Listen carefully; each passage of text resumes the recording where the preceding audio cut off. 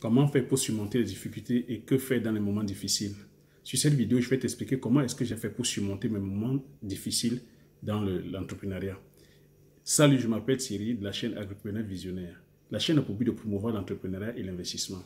La chaîne ici a pour but de promouvoir les épices, les cultures de rente ainsi que nos produits forestiers non miniers. La chaîne ici a pour but de promouvoir les produits du terroir africain. La chaîne ici a pour but d'inviter les amoureux et les amoureuses d'épices, les amoureux et les amoureuses d'agriculture. La chaîne ici aussi a pour but de retracer mon parcours entrepreneurial, car il y a cela 7 ans, j'ai embarqué femmes, enfants, frères et sœurs dans une aventure entrepreneuriale avec pour mission de produire le poivre, de produire le Njianshan qui est communément aussi appelé Akpi, dont le nom scientifique est le Ricinidendraut et de Loti, de produire le Mbébé, de produire le Bitter Cola ou la petite cola, dont le nom scientifique est la Garcinia Cola, de produire la Cola Acuminata, de produire les cultures de rente telles que le palmier à huile, avec pour finalité la production, la transformation et puis la marque, et puis marketer. La chaîne aussi a pour but comme ça, c'est-à-dire que de valoriser le label indication géographique du poivre du Cameroun, ou précisément le label indication géographique du poivre du Mungu. Parce qu'en 2013, le Cameroun a obtenu l'indication géographique du poivre du Mungu. Et mon challenge, ou notre challenge, est de produire aussi le poivre dans notre village qui est Nkompina, qui se trouve aussi, c'est-à-dire que justement dans le département du Mungu. Donc, c'est pour ça que cette chaîne aussi, c'est-à-dire qu'elle est née, afin de pouvoir comme ça valoriser, c'est-à-dire que la culture du poivre, et comme je dis, valoriser, c'est-à-dire aussi d'autres cultures, nos différentes cultures du terroir, parce que nous souffrons, c'est-à-dire que nous souffrons vraiment d'un manque de visibilité. Nous avons, c'est-à-dire que des meilleurs produits, nous avons des bons produits, mais qui souffrent, c'est-à-dire que de visibilité. Donc, mon challenge, je suis là, modestement, c'est-à-dire que j'apporte aussi, c'est-à-dire ma petite pierre à l'édifice, en mettant ces différentes cultures que nous consommons, c'est-à-dire qu'au quotidien, mais dont on ignore la disparité. Donc, mon challenge est comme ça, c'est-à-dire de mettre ces produits en lumière et puis de pouvoir, enfin, de pouvoir les vulgariser. La chaîne aussi a pour but de te tracer, c'est-à-dire que mes difficultés et de t'expliquer comment est-ce que j'ai fait pour me relever de ces difficultés-là, afin de pouvoir t'aider aussi dans tes prochaines réalisations ou dans tes réalisations. Donc, le thème d'aujourd'hui, si tu me vois peut-être pour la première fois, je t'invite, si tu ne l'as pas encore fait, à t'abonner en appuyant sur le petit bouton rouge, en appuyant sur la cloche, afin de recevoir la notification pour les prochaines vidéos. Merci pour toi qui t'es abonné, merci pour toi qui me suit sur Facebook, merci pour toi qui me suit sur YouTube. Donc, le thème d'aujourd'hui, c'est comment surmonter les difficultés et que faire dans les moments difficiles dans le business. Je peux aussi même dire dans la vie courante. Hein, si tu ne sais pas si tu es tombé sur cette vidéo, si tu es entrepreneur ou entrepreneuse, ou si tu es dans les affaires, ou si tu regardes peut-être la vidéo, c'est que tu es intéressé par les affaires. Mais la difficulté n'est pas seulement telle que dans les affaires, mais c'est dans la vie de tous les jours. Donc dans la vie de tous les jours, on se doit d'avoir un mindset costaud, parce que c'est la réussite, c'est le mindset. Moi, c'est ce que je comprends. La réussite, ce n'est pas, voilà, ce ne sont pas nos diplômes, ce n'est pas de l'intelligence, c'est plutôt de la stratégie, c'est le mindset, c'est notre façon de penser. Donc, moi, je décline ça, je décline en 5 étapes. Qu'est-ce qui m'a fait? C'est-à-dire que là, si tu me vois, c'est peut-être la première fois mon histoire, le prof de preneur, j'ai expliqué les difficultés que j'ai eues en 2013. En 2013, lorsque je me suis lancé, c'est-à-dire que nous sommes lancés sur la culture du poivre, du poivrier. En 2013, nous avons connu un échec vraiment cuisant. J'ai connu un échec cuisant où j'ai perdu énormément de millions, sur lequel j'ai été mal conseillé. J'ai expliqué mon histoire, le poivre très mal conseillé par le pépinier de René Claude Métomo, l'un des grands, sinon le plus grand producteur de poivre au Cameroun, qui est même le président aussi, c'est-à-dire voilà, des producteurs de poivre. Je suis allé vers lui le voir parce que moi, je croyais que il était normal, que si on veut se lancer dans une culture, d'aller plutôt voir, c'est-à-dire que le meilleur, c'est ce que j'ai fait en 2013, je suis allé le voir, mais voilà, j'ai reçu, c'est-à-dire que des très mauvais conseils qui, voilà, après achat ou après planting, j'ai perdu énormément de millions. Et c'est pour ça que le thème de la vidéo aujourd'hui, c'est comment est-ce que j'ai fait et comment est-ce que j'ai fait pour surmonter ces difficultés. Parce que perdre des sommes colossales, plus de 10 millions, j'avais, voilà, si tu n'es pas costaud mentalement, tu ne peux pas, voilà, 10 millions de pertes, plus de 10 millions de pertes, j'avais des frères à gauche, à droite, voilà, les frères, les sœurs, c'est une culture qu'on découvrait pour la première fois, mon frère, ma sœur, nous découvrons pour la première fois, on n'était pas bien entouré, voilà, on n'avait pas de on croyait être bien entouré parce que j'avais pris le technicien de René Cournetomo, son pépiniériste, mais qui nous a induit en erreur. Comment est-ce que j'ai fait malgré que la perte d'argent, malgré comme ça, que la pression, parce que la pression aussi qui venait à gauche, à droite, de la part de mes frères, de mes frères et sœurs, parce que me demandant d'arrêter la culture parce qu'on paye de l'argent, c'est de l'argent voilà, qui va dans l'eau, et c'est vrai, plus de 10 millions, c'est beaucoup d'argent, mais j'étais, voilà, l'argent, il y avait peut-être, voilà, 10 millions, c'est beaucoup, peut-être, 10 millions, c'est beaucoup d'argent, tel que perdu, mais comment est-ce que j'ai fait, c'est-à-dire que qu'est-ce qui m'a fait tenir le coup, qu'est-ce qui m'a fait maintenir, c'est-à-dire que maintenir la décision de continuer. Je l'ai aussi expliqué sur les vidéos, donc c'est ma façon de penser, c'est-à-dire que le premier point, c'est la façon dont on pense. Notre environnement, c'est-à-dire qu'elle nous influe, mais pour pouvoir, c'est-à-dire que se lever ou se relever des difficultés, il faudrait changer sa façon de penser. C'est vrai, j'ai été induit, c'est-à-dire que j'ai été induit en erreur par le pépiniste. Je pouvais peut-être m'arrêter là, dire bon, ok, c'est bon, la culture du poivrier ne marche pas dans mon village, ok, je m'arrête là, non. J'ai plutôt changé ma façon de penser. Je pouvais aussi écouter mes frères et ceux qui me demandaient d'arrêter. Donc j'ai dit non. J'ai pensé, j'ai plutôt changé. Mais pourquoi? Pourquoi est-ce que j'ai commenté? Un, il faut changer sa façon de penser. Deux, se souvenir des raisons.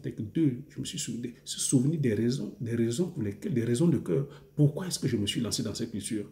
Je l'ai aussi expliqué que dans les vidéos de mon histoire avec le poivre.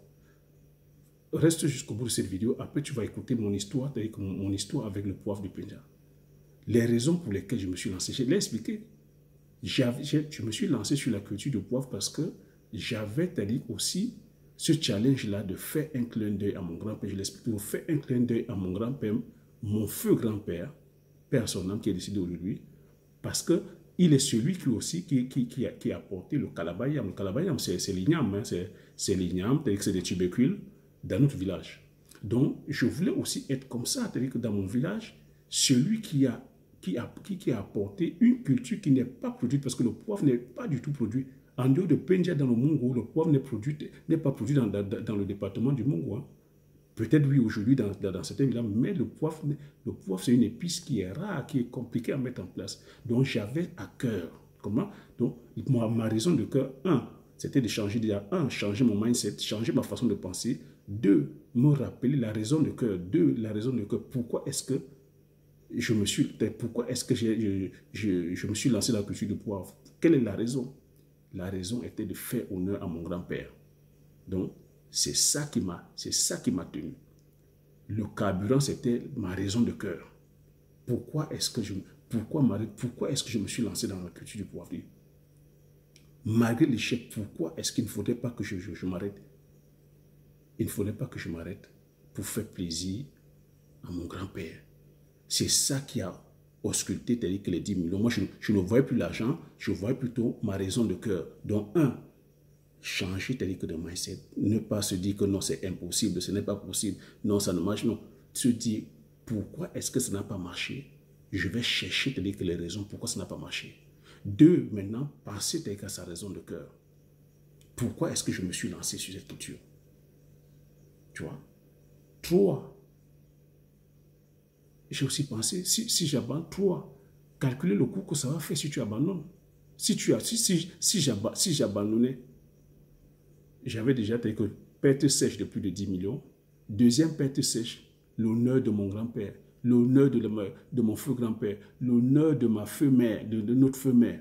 Parce que c'est ça aussi le challenge. On s'est lancé dedans parce qu'il fallait honorer la mémoire de notre maman, qui est décédé, la mémoire, c'est-à-dire que de notre grand-père, honorer, c'est-à-dire que mon grand-père, en faisant une culture qui n'est pas faite dans notre village. Donc, tu vois le coup, tu vois tout de suite la perte que j'ai.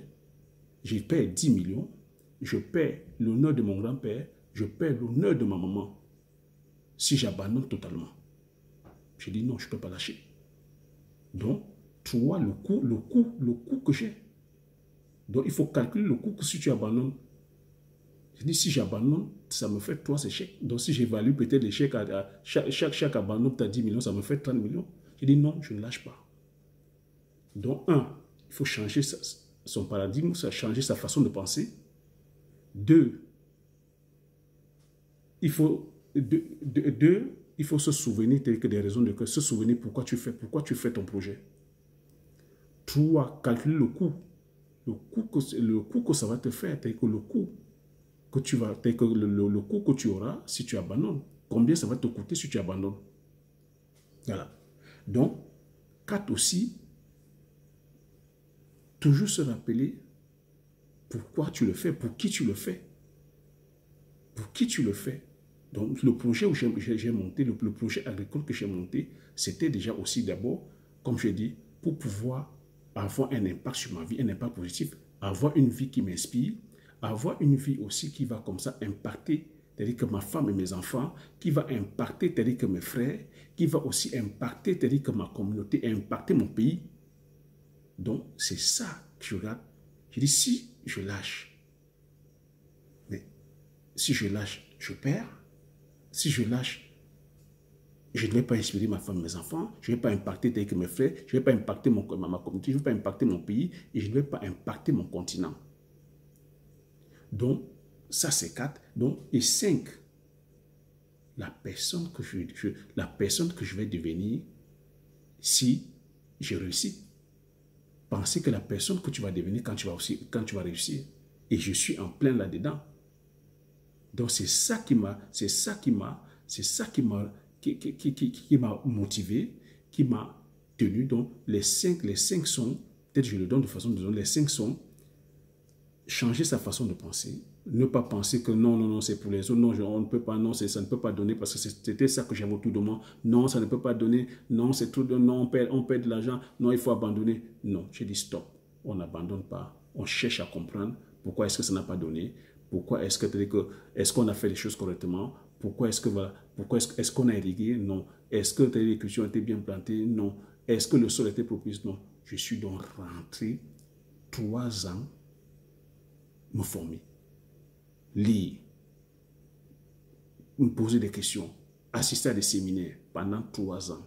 Donc, de 2014 jusqu'à 2017, nous sommes revenus, on a refait les choses correctement.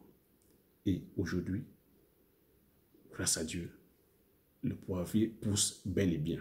Donc, je le dis comme ça, peut-être de façon pas très structurée, mais il faut, comme je l'ai dit, je ne suis pas coach.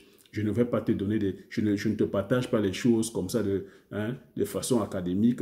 C'est une conversation que j'ai avec toi, mais je suis juste en train de te dire, si tu veux vraiment sortir, c'est-à-dire que voilà, surmonter tes difficultés, il faut toujours te poser les bonnes questions, parce que c'est ça le problème. La réussite surtout, c'est une question de stratégique. C'est parce qu'on ne se pose pas les bonnes questions. Il faut se poser les bonnes questions. Donc les bonnes questions c'est se souvenir de pourquoi tu fais ça? Pourquoi est-ce que je fais? Parce que c'est ça la question. Pour qui est-ce que je fais? Pourquoi est-ce que je fais? Après, la question c'est pour qui est-ce que je fais? Et 3, la 5e, mais quelle est la personne que je vais devenir au bout de la mission? Parce que le truc, c'est quelle est la personne que nous voulons devenir? C'est qui je suis, où est-ce que je vais et qu'est-ce que je vais devenir après? Quelle est la personne que je vais devenir? Donc aujourd'hui, c'est ça qui fait de moi un expert. Je peux te parler aujourd'hui de la culture du poivrier, de A jusqu'à Z. Je peux me définir aujourd'hui expert. Je ne suis pas peut-être expert en YouTube. Je suis en train de... J'ai pris aussi ce challenge sur YouTube, tu vois. Donc aujourd'hui, je peux te parler du poivre, du poivrier, en tant qu'expert. Ça fait 7 années parce que J'ai connu les difficultés et je me suis relevé de ces difficultés en me posant justement ces questions. La réussite, c'est une question de stratégie. Ce n'est pas une question d'intelligence, ce n'est pas une question de diplôme, c'est une question de stratégie. Et dans la stratégie, c'est parce qu'on ne se pose pas les bonnes questions. Donc, c'est de se poser de très bonnes questions. Première question, changer son paradigme, changer sa façon de penser. Changer sa façon de penser. Deuxième question, se souvenir de ses raisons de cœur. Pourquoi est-ce que tu veux faire ces choses? Pourquoi est-ce que tu voulais perdre le poids? Ceci est vrai sur l'entrepreneuriat, comme dans la vie de tous les jours, la perte de poids, dans les relations, ta vie spirituelle, ta recherche d'emploi, dans tous les domaines de ta vie. Ceci est vrai dans tous les domaines de ta vie ou dans tous les domaines de notre vie. C'est notre façon de nous poser des questions. Quand tu es face à la difficulté, il ne faut pas juste, voilà, comme, ah oui, c'est vrai, ah oui, c'est la faute du gouvernement, ah oui, c'est de nouveau, ah c'est ma tante, ah c'est mon oncle, ah c'est mon frère, ah si ça n'a pas marché, c'est parce que c'est... Non, il faut toujours se remettre en question en se posant des très bonnes questions. Donc, mes 5 astuces, je répète encore, se poser des bonnes questions. 1, changer sa façon de penser, changer de paradigme, ça c'est dans la tête, c'est le mental.